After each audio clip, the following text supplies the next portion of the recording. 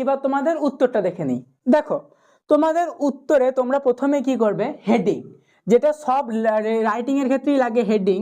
Heading আমরা কি করব, যেইটা কোশ্চেনে ছিল সেটাই করে দেবো, অত ভাবনা চিন্তা করে লাভ নেই। যেটুকু কোশ্চেন আছে, importance of games and sports, এইটা হেডিং, এইটা মিডিলে থাকবে, এইটা অলওয়েজ থাকবে মিডিলে, হেডিং থাকলো মিডিলে। তারপরে দেখো প্রথম হিন্টস ছিল হচ্ছে ইম্পর্টেন্স ইন লাইফ, অর্থাৎ জীবনে গুরুত্ব। দেখো games and sport are very important in our life. দেখো আমি বললাম কি তোমার জীবনে গুরুত্বটা বোঝাতে হবে, তাহলে ইম্পর্টেন্ট অফ লাইফ গেল। তারপরে দেখো একটু টেনে দিই, স্পেশালি ফর স্টুডেন্টস, বিশেষ করে ছাত্রদের জন্য, কারণ তুমি একজন স্টুডেন্ট, তুমি ছাত্রদের নিয়েই নিশ্চয়ই লিখবা। তারপরে দেখো they help us our body healthy strong and active.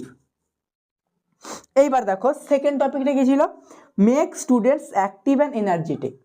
এই লাইনটা থেকে আমি কি লিখলাম, দে হেল্প আস, এইটা আমাদের সাহায্য করে, কিপ আওয়ার বডি হেলদি, আমাদের বডিকে স্ট্রং রাখতে, হেলদি সুস্বাস্থ্য রাখতে, স্ট্রং রাখতে, অ্যান্ড অ্যাক্টিভ এবং এনার্জেটিক রাখতে। দেখো এনার্জেটিকটা অ্যাক্টিভ করে দিলাম, এই জিনিসটা ভালো লাগছে, এনার্জেটিকটা অ্যাক্টিভ করে দেওয়া হলো। তারপর লাইনটা কি আছে দেখো, develops discipline and team work. তারপর ওখানে কি আছে, regular participation in games improves our physical fitness and increase our energy. আমি যেটা প্রথমেই বললাম, এক লাইন থেকে দুটো করে বের করা। তাহলে দেখো তার পরের লাইনে কিন্তু ছিল টিম ওয়ার্ক ডেভেলপ করা, কিন্তু দেখো আমি এই যে এই লাইনটা এইখানেও কিন্তু এনার্জি থেকেই টানলাম। কি টানলাম, রেগুলার পার্টিসিপেশন, প্রতিদিনকার খেলায় পার্টিসিপেট করা, ইন গেমস, খেলায়, ইমপ্রুভ, আমাদের ইমপ্রুভ করে ফিজিক্যাল ফিটনেস, অর্থাৎ আমাদের শারীরিক ফিটনেস অর্থাৎ সবলতা, অ্যান্ড ইনক্রিজেস আওয়ার এনার্জি, আমাদের এনার্জি বাড়ায়।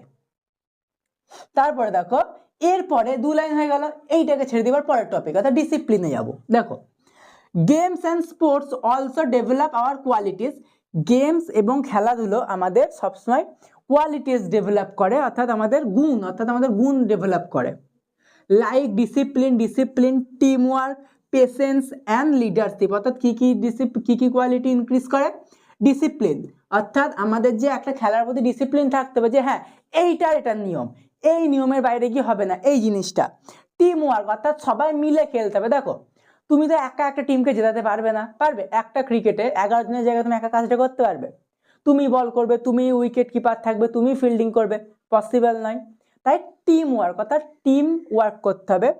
তারপরে দেখো পেশেন্স, অর্থাৎ আমাদের ধৈর্য, খেলায় সব থেকে গুরুত্বপূর্ণ জিনিস ধৈর্য রাখতে হবে, অ্যান্ড লিডারশিপ, অর্থাৎ আমাদের যে লিডারশিপ করা, অর্থাৎ যে একজনকে নেতৃত্ব দেওয়া, এই